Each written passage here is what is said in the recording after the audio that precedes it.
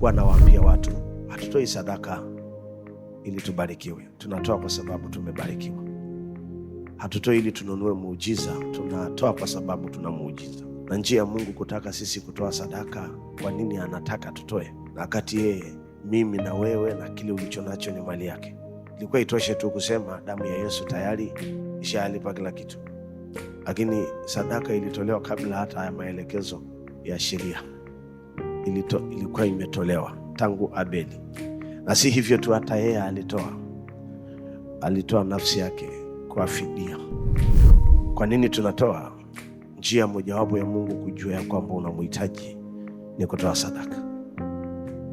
Huwezi kusema Mungu ninakuhitaji tu kwa mdomo.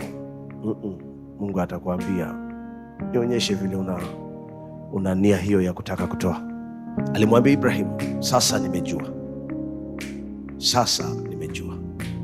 Kwa hiyo sadaka pia inatupa Mungu kujua ya kwamba tunamcha.